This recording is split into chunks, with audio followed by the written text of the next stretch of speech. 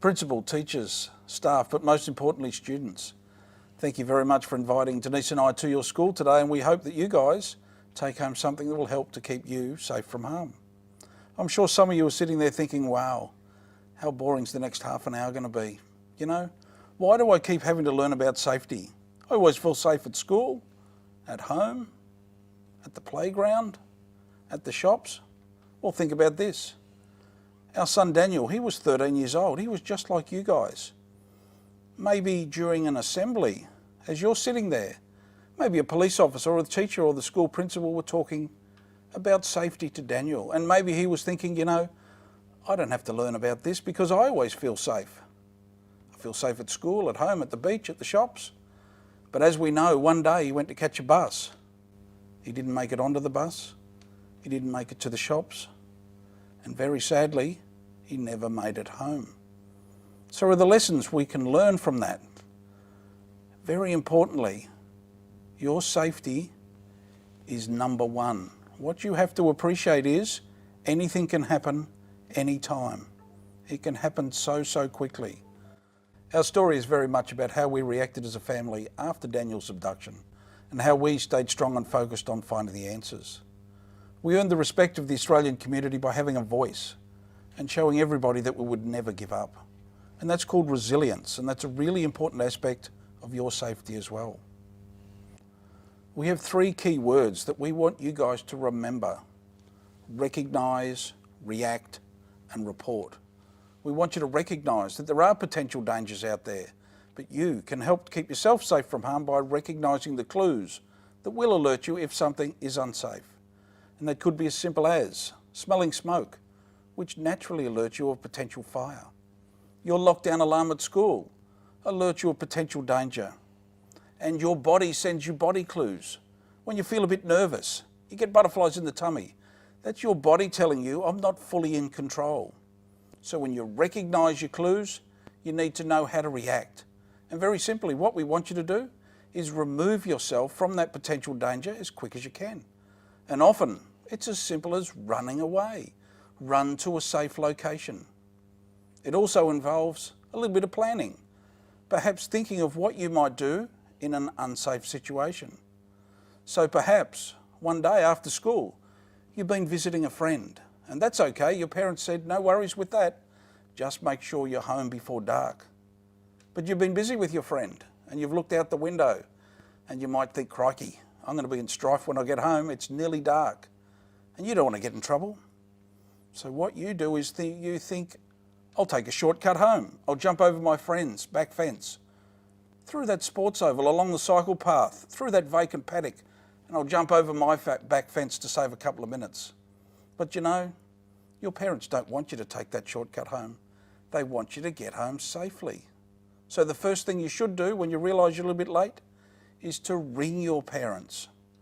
Get on the phone, say where you are, and tell them you're safe. They'll be happy with that. They may even say, look, stay where you are and I'll come through in a car and pick you up, which would be excellent.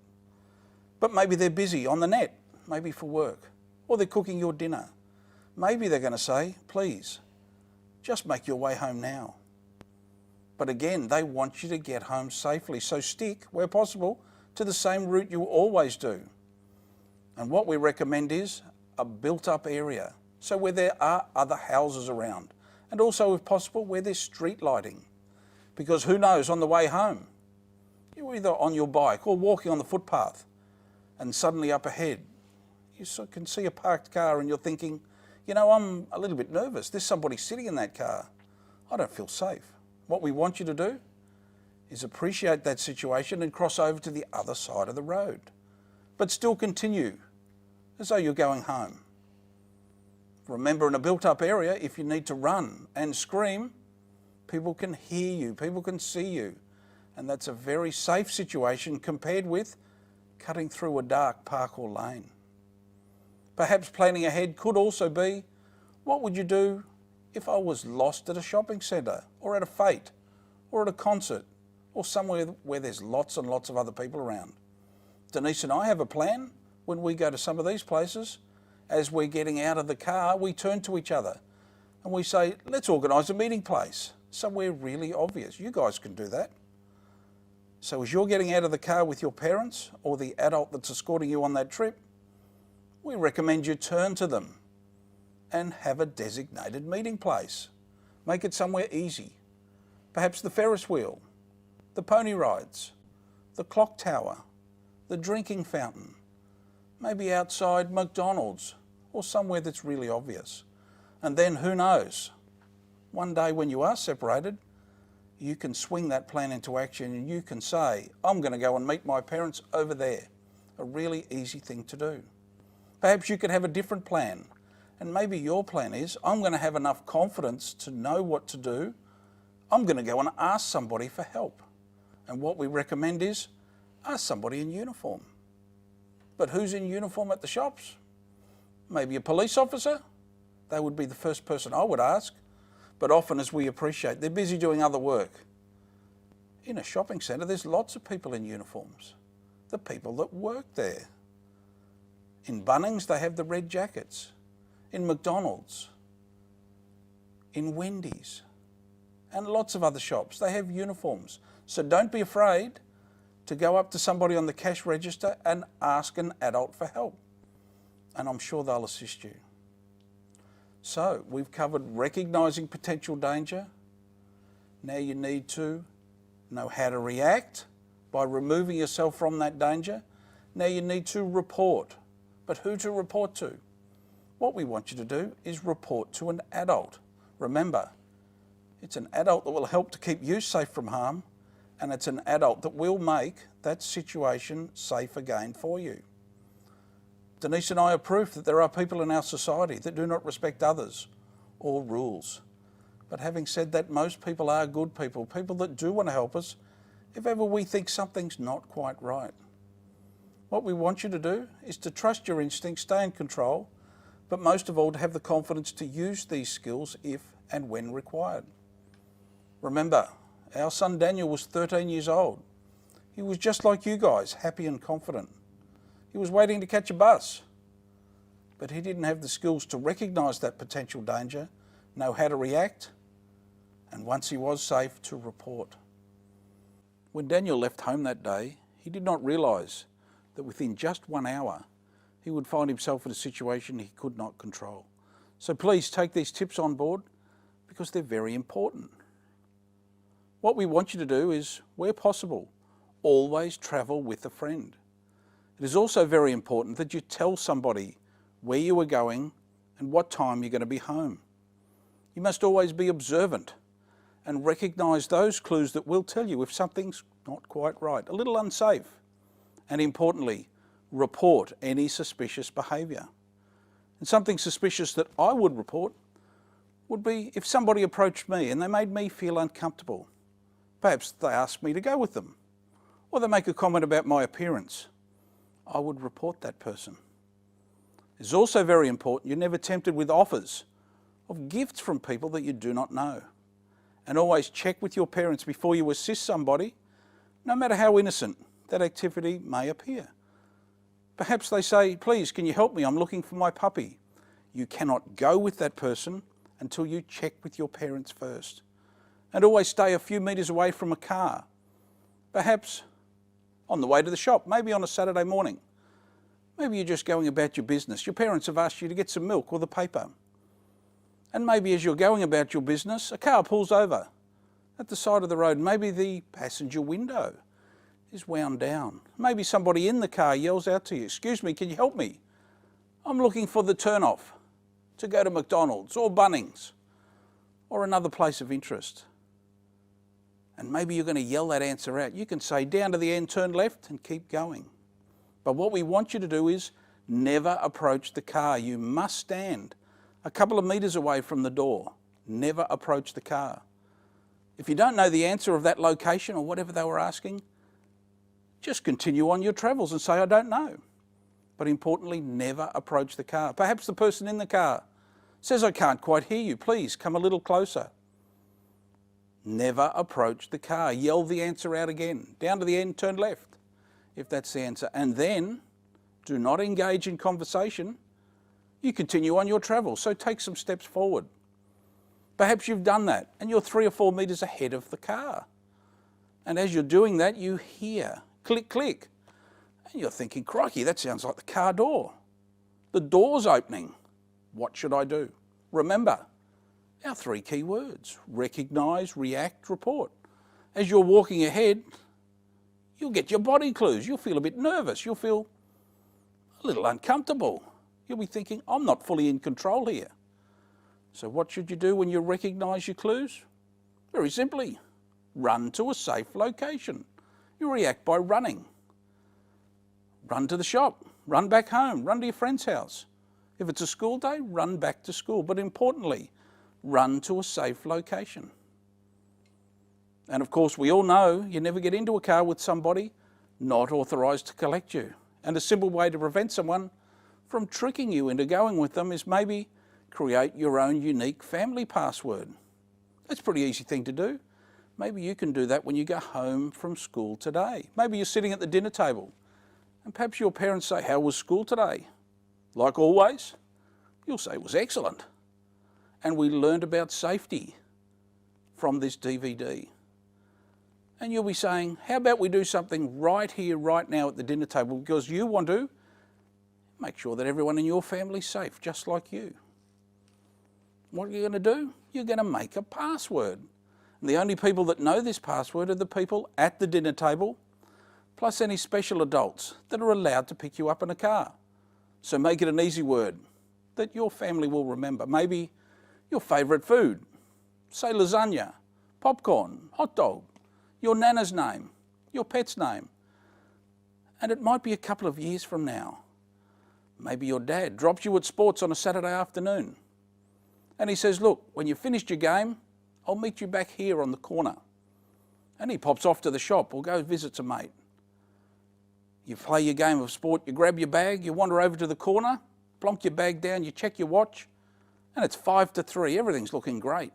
You're standing there waiting for Dad, and a car pulls over.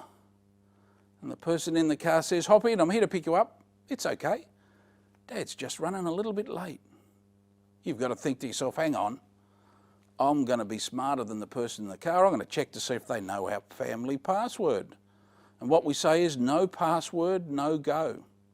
So if they don't yell out, by the way, it's hot dog, or whatever your unique family password is, of course, you never get into the car, even if you know that person. Perhaps that person driving the car is someone you've met before, in the street, in the neighbourhood, outside school. Maybe it's somebody you've actually been chatting to online. You need to be really careful. If they do not know your family password, never get into the car. So we've covered recognising potential danger, knowing how to react, and our third word, it was report. What we want you to do is to set up a network of safety helpers. This is a list of people that you can go to if ever you need assistance. Remember, what we want you to do is have at least 5 adults that you can turn to. So very simply, what we recommend is maybe just get a piece of paper, place your hand onto that page, and then draw the outline of your hand onto the piece of paper. And then on each of the fingers, you write down the name, perhaps a family member, maybe your mum and dad, your nana and pa, your auntie, on your safety network. But hang on, they're all relatives of yours. We want you to have a mix of people. Maybe only on your network you have 3 as a maximum that are relatives of yours, people that live with you at home. So maybe your mum and dad, your auntie. That leaves 2 other options. And who would I include? You know, there's some great choices at school. Your teacher, your school principal, the people at the admin office, maybe your sports coach. These would be people I would include on my safety network. In the palm of your hand, we want you to write down 2 extra phone numbers, maybe 000, the police. They would be somebody I would include. And the other phone number, it's a pretty easy number to remember as well. It's the kids' helpline. That phone number, it's 1-800-55-1800. And the reason we recommend the kids' helpline is, well, think about the names you wrote on the fingers. They're actually people you know personally. They're people you have meals with. You speak to them probably every day. Maybe something happened to you, maybe a couple of years ago, and now you're a little bit older, a little bit wiser, and you now know what that person said to you, what they showed you, what they did to you was wrong, and you need to report that. But you might be thinking, you know, I would never get those words out. It's too embarrassing, and that's okay. Talk to the police on 000 or talk to the kids' helpline. They're trained professionals, and they're also anonymous. They don't know you and you don't know them. It'd be easy talking to them. They'll never make judgment on you for a silly mistake you made or something you've been tricked into doing. So consider the kids' helpline. Remember, you can talk to anybody on your safety network, face to face, on the telephone, send them a text or an email. And maybe you've done that. Maybe you've gone to the name you wrote on the thumb. Maybe that person said, "That's nothing. Get over it." Well, that's not help for you. Just say, "Thanks very much," and you make sure you try somebody else on your safety network, and you keep trying until you do get the help that you need. I'm going to be back in a couple of minutes and Denise will just continue. If you think that it's wrong, then it probably is. Your body naturally alerts you to certain situations. Hands up if you've ever been frightened by a spider. You ever felt butterflies in your stomach before a school exam or a game of sport? Or when you've had to speak in front of the class? Have you ever felt your heart beat faster when you've been on a roller coaster or playing hide and seek? These are called body clues. Others could be goosebumps, sweating, you feel sick, unable to talk, or you shake. Body clues can be a way your body alerts you to danger. Not everyone gets them, but if you do, it might be your body telling you that you're unsafe. In daily situations, it's okay for you to experience these feelings, but when you're not in control and you get these same feelings, you need to react quickly and make things safe. Some people get body clues when they're around a person who makes them feel uncomfortable. People who do the wrong thing and touch children on their private body parts, or show them rude pictures, or make them do something they don't want to do, can be a reason for body clues to happen. Even if that person is someone that you know and like, a relative, a friend, or a stranger. You need to recognise that body clues are telling us the situation is not right. Remember our 3 words? Recognise, react, and report. So, if you recognise an unsafe situation, you need to react. If you feel uncomfortable or think things are not right, it's okay to say no, even if that person is an adult. It's okay to scream and to run to somewhere safe. It's okay to keep your distance from that person. It's okay to stay where there are other people so you're not alone with that person. If you're brave enough to say, "No way," that can protect you from a situation that you can't control. Sometimes it's not easy to react at the time, and it may be difficult to tell someone to stop. But as soon as you can, you must report what has happened, even if you feel bad or embarrassed about telling on that person. The adults on your safety list will listen and they'll want to help you. Let's just talk about one of the biggest dangers that most of you guys will face. Many of you are probably already regular Facebook users. It is great fun, but be aware that it is a dangerous place. A common safety problem we witness in school after school is for students to accept friend of friend of friend on Facebook. Some of you guys may have 200 or 300 friends on Facebook. What we want you to do is go home tonight and delete all the people that you don't personally know on your Facebook account. So we're saying it's okay, you can have a few friends from school, your mum and dad, but we don't want you to add friend of friend of friend just so that it's a popularity competition and you've got more friends than your friends at school. Because you don't know, you may be speaking to a 50-year-old man from the Gold Coast or Sydney or Melbourne who pretends to have the same interest as you, the same sporting activities, they like the same movies, and sometimes these people can gain your trust and ask you to do things that you shouldn't be doing, and they may even ask you to meet you. And please don't put photos of yourself with your school uniform, with your logo, don't put your home address, don't put your home phone number, and if you do have a mobile, don't put your mobile phone on Facebook or anywhere on the internet. And also, please don't put on your status, "I'll meet you down the park at 3 o'clock this afternoon," because if you're talking to all these people on the internet that you don't personally know, you don't know who may be watching you. So the safest thing to do is, if you want to meet a friend after school, organise it at morning tea or at lunchtime, or just pick up the telephone. That's the safest and the easiest thing to do. So just remember that most people in our community are good and they don't want to hurt us. But having said that, don't think that every car driver in the street is an abductor, but you need to trust your instincts and you need to be observant. People who harm children will often use many strategies to stop a child from reporting and to keep what they're doing a secret. They may offer you presents or money, or make threats to hurt you or someone that you know, or tell you that no one's going to believe you. It's really important for you to know that if you do come forward, you will be believed and you will be protected. Telling someone that will help you is the only way it will stop. So we'll just review some of the critical points. We need to recognise, be observant about things around you that may warn you about an unsafe situation. You need to trust your instincts and your body clues that warn you it's unsafe. If you feel threatened, run to a safe location and ask for help.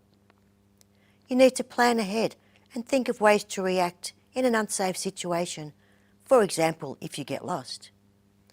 You need to create your list of safety helpers. These are adults who will listen and who will help you. Remember to include adults outside your home as well. And you need to report. When you're unsafe or see something suspicious, you need to tell an adult. And before I finish, can everyone please make a silent promise to me? If anyone has harmed you in the past or is harming you now, you must tell someone. We want you to be safe, and so do the people who care about you. Bruce, if you had one message to give Daniel to keep safe, what would that be? Wow, that's a pretty interesting question. Pretty tough question. Would there be a safety tip that if I had the opportunity, I could yell that out to Daniel and would have made a difference all those years ago? Of course there is. While you're thinking of that answer, let's take you back to the bus stop. Daniel was in fact attempting to catch the 1:30 bus that Sunday afternoon to go to the shops to get a haircut and to buy some Christmas presents. Unfortunately, that bus had broken down only about 1 kilometre away, but it was slightly over a hill and slightly around a bend. So Daniel couldn't see the broken down bus, and the bus driver, he couldn't see Daniel. So Daniel was standing there waiting and waiting. And what the bus driver did, he radioed the depot. And the depot sent 2 replacement buses. One was to collect all the people on the broken down bus, transfer them to the new bus, and then continue, but as an express. So don't pick any new passengers up. Just continue on to wherever these passengers wanted to get off. And there were about 12 passengers. At 2:15, all of those passengers transferred to the new bus and it took off. And 1 kilometre down the road, it passed a boy about so high in a red t-shirt. Of course that was Daniel, but it didn't stop. The other bus, its mission was to pick up the new passengers on the side of the road, which would have included Daniel. And that bus was trailing the first bus just 3 minutes later. At about 18 minutes past 2, that bus also passed under the underpass where that boy in the red t-shirt had been standing. But by the time that bus was there was nobody there. So you can see in just 3 minutes, the situation's changed. Daniel was gone. Things can happen really, really quickly. What did the people on the first bus actually see? Well, they spoke to police and they said they saw the boy in the red t-shirt. They said, you know, as that bus approached, he raised his hand to hail the bus, to say, "Mate, pick me up," as you do. Some of them actually said, you know, when he raised his hand, he had a stick in his hand. Wow, that's pretty unusual. Remember, it's a pretty busy road, and there were lots of other drivers of cars and passengers, and they too reported to police that, you know, that boy in the red t-shirt, he looked a bit bored. Remember, he was trying to catch the 1:30 bus, and it's now 2:15. He was sick of waiting. He got bored like I would, like you would. And he picked up a stick on the side of the road, and to pass the time, he started drawing in the dirt between his feet with that stick. And one imagines as he's drawing in the dirt, in the corner of his eye, he says, oh, at last, here comes that bus. And he's gone, mate, pick me up. And he hadn't even dropped the stick. Some of the other passengers on the bus, they said, you know, I saw somebody else there. I saw a man, a suspicious man. A couple of people actually reported to police, you know, it's possible he was trying to talk to Daniel. We don't know if that's true or not, and we don't know the conversation. But maybe for your benefit, how about I just colour in that picture a little bit for you? Maybe that person said, how bad's the bus service today? Mate, do you know the time? Gee, it's a hot day. Sometimes adults try and gain the trust of a young person with simple conversation like that. It's okay to answer them, but once you have given an answer, move away. Don't engage them in conversation. Let's go back to the question Denise asked. Would there be a safety tip? Yep, there is. Remember our 3 key words? Recognise, react, report. Did Daniel recognise potential danger? You know, I actually think he did. I know when a stranger talks to me, I bet when a stranger talks to you, and I know when a stranger would have spoken to Daniel, you get your body clues. You feel a bit uneasy. You get sweaty palms. You get butterflies in the tummy. Remember what Denise was talking about on the roller coaster? You're frightened by a spider? That's your body clues. When you get them, you recognise potential danger. Now, react. React by running away. There's the trick. There's the answer. That's the word I would yell out to Daniel. It would be run. Run to a safe location. And I'm sure some of you are sitting there thinking, wow, man, that's a pretty tragic story, but it'll never happen to me. I don't catch a bus. And look, that's a fair point. But what we're talking about is any time you feel nervous, a bit uneasy, you're getting your body clues, remove yourself from that danger. Might be at the bus stop. It might be at the toilet block. Maybe at the shopping centre. Maybe on a Saturday morning you've gone there with your parents. And perhaps you've just had too much milk in your cereal and you said, look, I just got a duck in the loos. I'll only be a minute. You stand outside. You've gone into the loos. And while you're in there, you feel a bit uneasy. You get sweaty. You feel really nervous. You're thinking, what do I do here? You're recognising dangerous situation. Maybe there's somebody standing there. Recognise your clues, now react. Run away. Run outside. And importantly, once you are safe, report. Tell your parents about that person in the toilets. Tell a shopkeeper. Tell a police officer. But in answer to the question, it's very simple. What I would yell out to Daniel is, run to a safe location. Bruce, what would you recommend to any children that are being harmed by somebody that they do know? That's a bit easier. Remember our 3 key words? Recognise, react, report. It's report, isn't it? Denise has already appealed to everybody here. If something's happened to you, report to an adult about that particular situation. But maybe we're not talking about you guys. Maybe we're talking about a friend of yours, maybe a neighbour of somebody that lives in your area, or somebody you play sport with on a Saturday. Or maybe it's even a relative of yours. Perhaps you only see them at Christmas time. Maybe they told you a secret. And maybe that secret was about something that had been done to them. Maybe they're not as lucky as you guys. Maybe they don't have adults around them that they can turn to. They haven't got enough people on their safety network, but you guys are really lucky. You got heaps of people you could include on your safety network.